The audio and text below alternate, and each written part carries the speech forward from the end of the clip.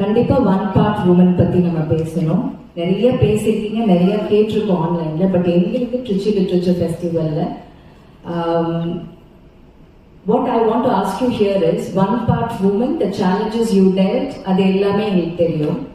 At what point of time, there was a time you also declared that Perumal Murugan is dead, and when did Perumal Murugan resurrect? How was the process? And one part woman has a sequel as well. Okay, so when something can really be suppressed, there is a point we want to give up. I see it as a writer's resilience and resurrection. எப்ப பெருமாள் முருகன் உயிர் தெழுந்தாங்க, அந்த process எங்களுக்கு கொஞ்சம் சொல்ல முடியுமா? அது ஒரு பெரிய கதை போல ஒரு புத்தக அளவுக்கு எழுத வேண்டிய ஒரு விஷயம். சொன்ன மாதிரி ரொம்ப சுருக்கமா நான் சொல்லிடுறேன். திரும்ப நான் எழுத வந்ததுக்கு காரணம் நீதிமன்றம். இப்ப இன்னைக்கு நமக்கு இருக்கக்கூடிய மிகப்பெரிய ஒரே நம்பிக்கை நீதிமன்றம் தான் நான் நினைக்கிறேன்.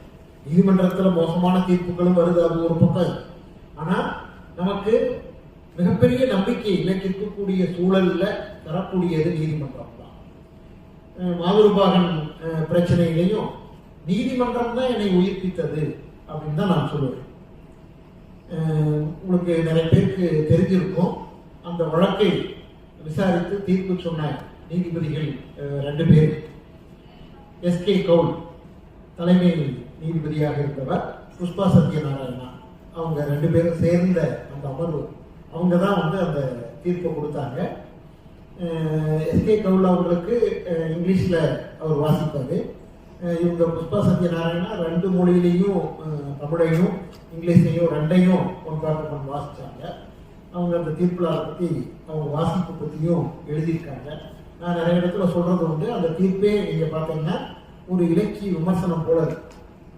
அவ்வளவு அருமையா அந்த புத்தகத்தை பற்றி படிச்சுட்டு எழுதியிருப்பாங்க. உண்மையில நான் அதை திரும்ப பலமுறை நான் படிக்கிறது உண்டு. அவ்வளவு அழகா எழுதியிருப்பாங்க. அந்த தீர்ப்புல பல விஷயங்களையும் விவாதிச்சுட்டு கடைசியா அவங்க சொல்ல வரும்போது அது எழுத்தாளருக்கு அந்த தீர்ப்பு ஒரு கட்டளையிடுவது போல அமைந்திருக்கு.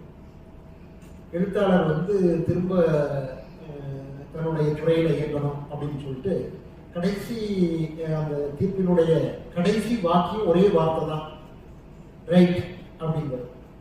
ஆமா, எழுது அப்படின்னு அது எனக்கு கட்டளையிட்டது அப்படின்னு தான் நான் படிச்ச போது உண்மையில அந்த சமயத்துல